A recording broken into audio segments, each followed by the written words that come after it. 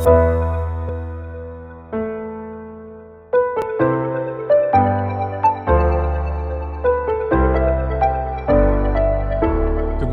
Tyke. Good morning. Good morning. Thank you for coming in today. Yes, sir. Thank you for having me. Yeah, welcome to the Schiller Hamilton podcast. I mean, you've been to the office God knows how many times, but you've never sat down with me in here. So glad we finally had the opportunity. But no, you never stop to amaze me. Well, you never stop to amaze me. It's like every time I talk to you, you have another project that you're working on and like something else that you're doing and another idea. And so yesterday we were talking. I said, you've just got to come in and tell me more about this with the microphone in front of you, because I think everyone needs to hear about this kind of stuff.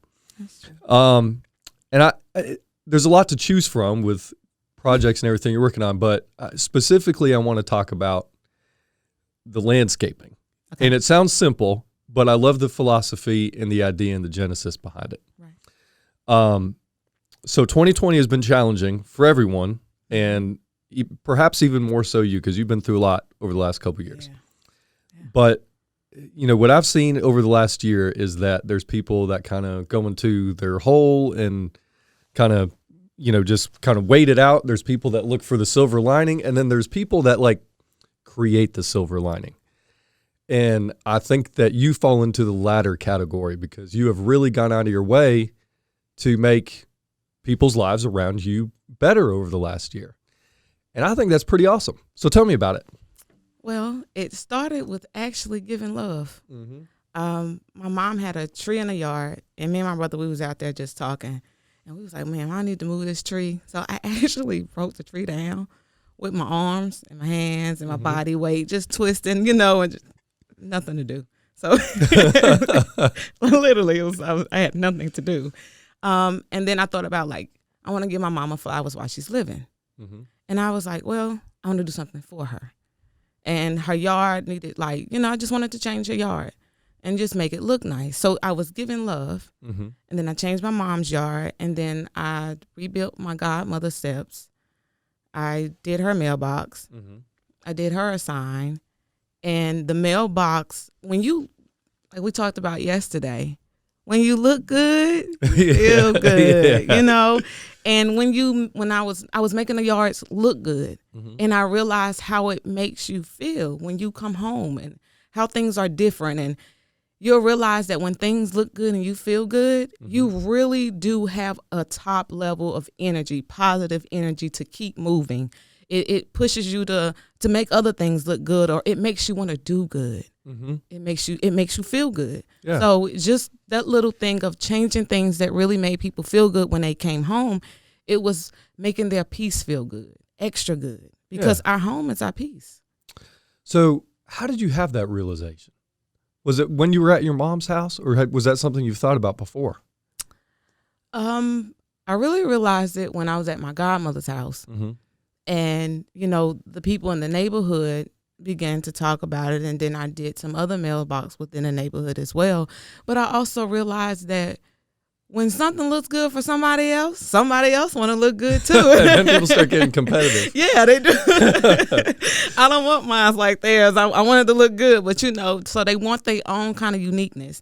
And it's the same for life. Yeah. You know, if you look at it as a concept, well, it sounds so simple because you started basically with mailboxes. Yeah. And you had to show me pictures for me to really get my mind around what you were doing when you say, oh, I fixed up their mailbox. But tell me more about what does that mean? When you say you fixed up someone's mailbox, are you talking about you paint it? Like, tell me about what you do. Tell me about the process. I do whatever they want me to do. If they want the mailbox painted, I spray painted one and turned it gold. If they want to change it, we can change it. I just put a little sparkle on it, you know, come through. It's still a diamond. It's something that still looks good. But when you take it and you just give a little bit of love, it makes it look so much better. Just dust it up a little bit. I fixed it up. So you plant stuff around it too? I will. Yeah. That's what you want. Yeah. So then that's where it starts, right? Right. And then you said it kind of goes from there. Like, you know, the mailbox looks good, and then you want the rest of the house, the rest of the yard to look good. Then you want the rest of the house to look good. And then it's a mindset. Have you seen or felt that mindset sort of change with the people that you've helped? Oh, yeah. Just like the mailbox, you had to go from the mailbox. And then I do like welcome signs. I do wreaths. I do a little bit of everything. Stovetop covers, little stuff to go into your house. Just a lot of woodwork to say. But sometimes like they'll get a board or they'll get a wreath. And then they want to change the things that's in the inside of the house. Or they'll change their door. It's like a domino effect. You know, when you see something that looks good, you want it to match. You know, when you get close to it, it's the vibrations change. It's just, you know, it's really just a domino effect about it. I think it's amazing though, because like I kind of mentioned a minute ago, over the last year, a lot of people have been out of work. A lot of people have been stuck in their homes. A lot of people have been sick. If you turn on the news, there's nothing but things that give you anxiety and turmoil. But you know, you're an awesome example of somebody that just like, you know what, I'm going to go outside and I'm going to do something. I'm going to do something positive. And it's leading to, you know, blessings for other people, but also you. I mean, now people are calling you saying, hey, can you do this to my mailbox? Can you do this to my yard? I mean, you did our signs out front. They look spectacular. Thank you. I get people driving by all the time saying, who did your signs? Like, so, I mean, they look so much better.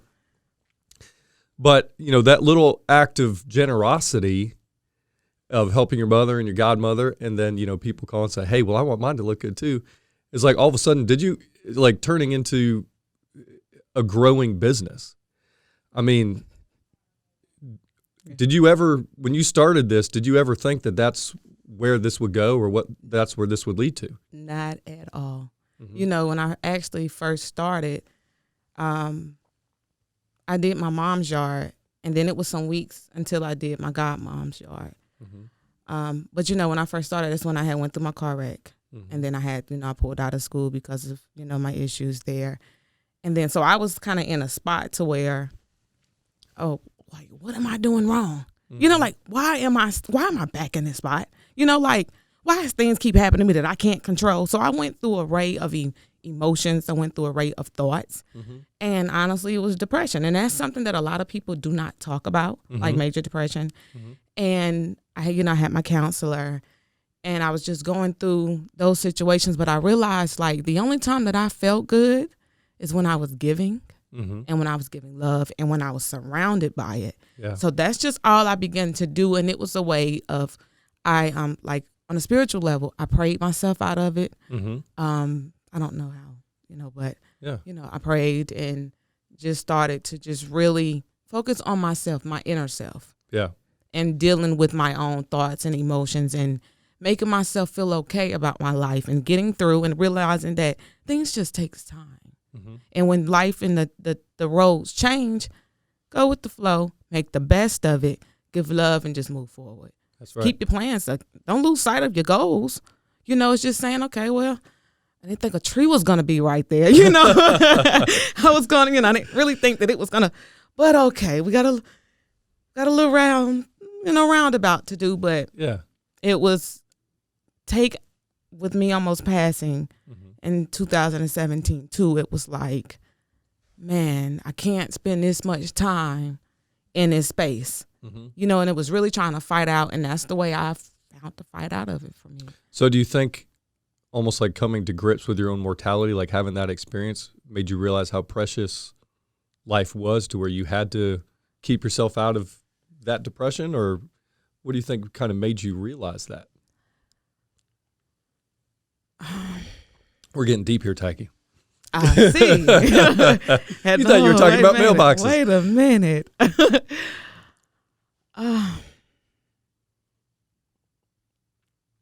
me frame it a different way while you're thinking, because I see people all the time that go through bad things. That's kind of what we do in this job. And I can tell you just from my experience, people's mindset is probably the biggest thing that distinguishes how they recover. I mean, the physical injury is one thing, obviously. Oh, yeah. But you take two people that have similar injuries, and I'll be willing to put money 1,000 times out of 1,000 that the person who has a better mindset is going to have a better recovery. It's amazing the power of the mind in helping people recover and get through hardship. And I don't know where it really comes from. Some people seem to just have that mindset and some people don't, but you're someone that does, and I'm curious kind of where that comes from for you. I'm spiritual for one. Mm-hmm. So that helps me tremendously. Mm-hmm. And then I have kids for two. Mm-hmm. That helps me tremendously. Mm-hmm. And it's just when I set my goals and when I want something, I'm real consistent, persistent, can be a little aggravating. Yeah. I kind of, when I want something, it kind of sits on me. I don't know if it sits on me differently than it does on, on other people, but if I want it, I want it. Yeah. And I realized that I accept the things that sometimes, because I'm human, sometimes the things that I can't change, and I try to find ways to deal with it, to move forward, and to get back to my goal. Mm-hmm. It's me setting goals really do keep me focused too. Yeah. It really does. Like when life gets off path, it's like I can't stay still. So we're going to be doing something. That's right.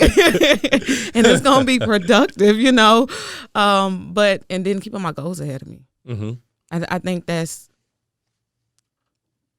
and my goals are making my kids proud. Mm-hmm. You know what I'm saying? Like making a good example for them to where they'll be strong and they have that example.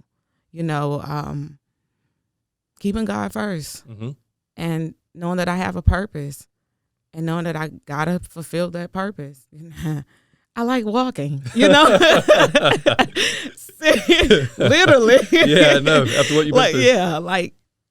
Yeah, just staying to my purpose too. Sometimes I'm human and I get off track and I've been major depressed. So it's not like I don't go through anything. It's just that I've been blessed to know like, okay, I'm here.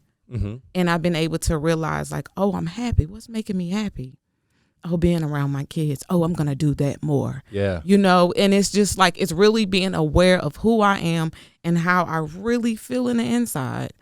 And I think that also comes with isolation. You ask like, what you think got you there? I think isolation helped because I got to know who I was. Really? And because when you're isolated, you just got yourself. Who you got? Yeah. Just yourself. Yeah. And you're going to either go one of two ways when you're isolated, right? You're either going to figure it out or you're not. And if you're not, then that's probably going to lead to bad outcomes. But for you, I mean, you were able to get through that and figure it out. Yeah. Speaking of your kids, what did they say when when you started doing these projects? I told my mom, I was talking to my mom yesterday about just coming here. So one funny thing, just to bring this up, my older son say, "Mom, what you doing to get noticed though?" Wait a minute. But I do a lot of work and they just go like with the landscaping and stuff. They go like, "You did that?" Yeah. They do say a little weird thing. They say, "Mom, you're an alien." They say it all the time. Like, stop saying that. Like, I'm actually really, normal. Yeah. But you just do stuff that you don't really see people do. You mentioned the other day somebody called you about a project, and they kept saying, "Well, like, can he help you? Can he help do this?" And you're like, "Whoa, what are you talking? Wait, you were so confused. Like, what do you mean he?" Like, no, I'm Tyke. Right. He is a she. That's me. Right. Yeah. And so it is a little different. I mean, people are kind of surprised when, they don't really expect a female to be the landscaper. I mean, and especially somebody so talented. So they do not at all. Yeah. Speaking of talent, by the way, did you know that you had, this is a talent that you have. I mean, from the design, like the eye and the look and the ability to pull it off. Is that something that you knew you had? I mean, or is this a talent that you're all of a sudden discovering? It's a talent that I'm discovering, but it was like science to say. So it's not really.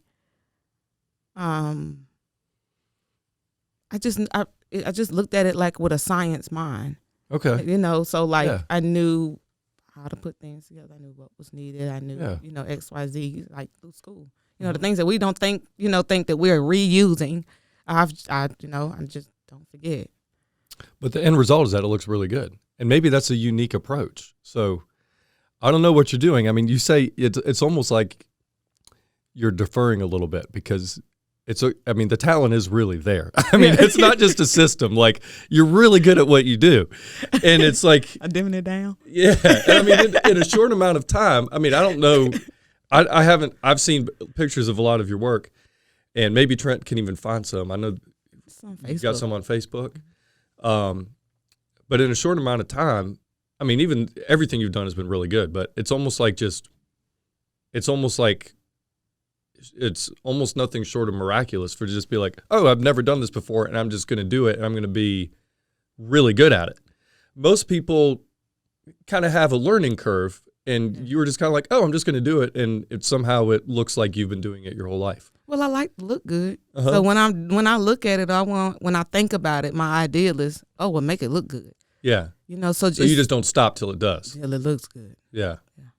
Well, that kind of also says a lot. Speaking of goals, you have a lot of goals, and so many of them involve helping other people and things that you want to do for other people. And I mean, you're one of those people that has a heart to impact the lives of others, whether it's improving their mindset by improving where they live and what they see when they walk up to their home every day. And for you, I know that that's more of a higher purpose. It's not just making the mailbox look good. It's making them feel good about themselves and improve their mindset and everything.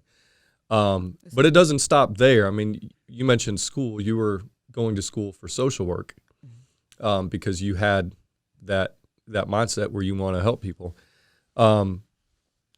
Where does it stop? Like, I mean, your ideas and your goals are obviously very profound and very big. I mean, you want to help a lot of people. How do you see this project leading into other things? Like, where do you see the next few years for Tyche, or is it all just in God's hands right now, or where's your goals at in the short and the long term? It's most definitely all in God's hands. But I got free will. That's right. So I'm deciding with my free will, and I'm just praying that He bless me to move forward. And it's kind of weird how things are flowing. So I think I'm all right. I think I got to go. Yeah. But just my ultimate goal. Is this in your neighborhood? That is in my neighborhood. Oh, that's really pretty. Yeah, I put the thank you in the mailbox. I wish we had it before. What did the mail carrier say about these? She said she seen me working on one of them one day, and she goes, "Oh, you're the one changing all of the mailboxes, Mrs. D." That's her. Yeah, she's been doing like mail for the longest. I remember her when I was a child. Yeah, she never changed. The sweetest lady still ever. But she those are the before and after pictures. Oh my God! Whoa, what a difference! Yeah, handy dandy, pretty girl. Wow. I bet she loves that. I bet that makes her job a lot nicer. Yeah. She probably enjoys seeing each one now. She does. What a difference. And that's what I think is really brilliant about this, because, the mailboxes are kind of something that most people don't even think of. It's almost like an afterthought for a lot of people. But it's right there at the front of your house. It's the first thing people see when they drive by. It's arguably the most prominent thing that people see when they drive by. That's the one I spray painted. You see it going? Yeah. And there's a before and after too. And yet most people just kind of don't even think about it. It's almost like neglected. It's this thing in like the front of your house that people don't think to beautify. And somehow you were able to see that and say, okay, no, this is going to be the thing that I can do and change and work on. And somehow it's leading to like so many things. Your house speaks for you too, though. People don't realize. Look at that one. That one just looks sad. Yeah. Like it's actually looking down, like it just had a really, really bad day. Oh, man. That one looks sad. If I walked up and saw that every day, I would feel sad walking into my house because that mailbox looks sad. It looks like a Charlie Brown mailbox. Yeah. And now there's like a very proud mailbox out front. Yeah, like no more. Yeah. Now look at me. Yeah, those are my welcome signs and wreaths. That's awesome. Oh, yeah, I do. Do you? Yeah, I do. So you did that sign and that wreath, right? Yes, sir. Is that someone else in your neighborhood? It's my neighbor, actually. That's your neighbor? Yes. I have awesome neighbors, too.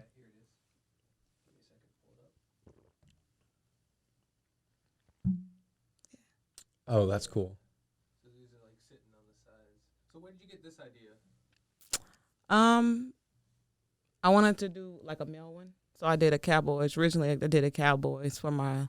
He's my cousin, but he's like my uncle. Mm-hmm. And I did one for him, and then it just. Wait, is that Carl? No, not my uncle. My uncle Raymond. Oh, okay. Yeah, my uncle Carl likes Steelers. Was that one his? Nah, that was not. His is still in the garage. Is it really? Yeah, he's still up. His daughter can really draw, so she drew. It's like a back, 2-sided. Mm-hmm. So she drew on one side, and then I'm putting the Steelers on the other side. Yeah, it's still in there. Well, that's a really good question. Where do you work on these things? Is it in your garage? In the garage. You have a workshop set up out there? Yes, sir. That's so cool. I wish we had a picture. Well, when we put this out, we're definitely going to take some pictures take some of the pictures that you have already from the signs and include it with a link in the podcast too, because I want people to see that. But you said you've done the steps and walkways and all kinds of other things. Okay, so here's my hope. So if someone sees this and they said, I need to talk to Tyke, okay, how should people get in touch with you? Well, you're just going to have to hit my real line. Yeah. But just call me. Yeah. Email. Do I need to get that information? Yeah, or we can put a link on the bottom okay. too. But the link on the bottom. Do you have a website as well, or is it just using the Facebook at the moment? I wouldn't. We wasn't thinking of being here. Right, but it just kind of happens. Yeah. But here's the thing: you said your son kind of was like, "How are people noticing you?" But I feel like when you're doing something and there's a higher purpose behind it, I don't know if people feel it or they notice it or they know it, but people seem to somehow gravitate towards you when that's the case. And this started because you identified a higher purpose right out of the gate. And it started like gradually. And so to me, it's not really surprising that people are like taking notice of you, but has it been surprising or difficult or a blessing? Like when people just are randomly calling you, you're like, whoa, this is strange. It makes my chest tight a little bit, mm-hmm. Just because it feels big? You don't know what mm-hmm. to expect. Mm-hmm. Like, I don't know what to expect. So I always feel different. Mm-hmm. It's different feelings at different times.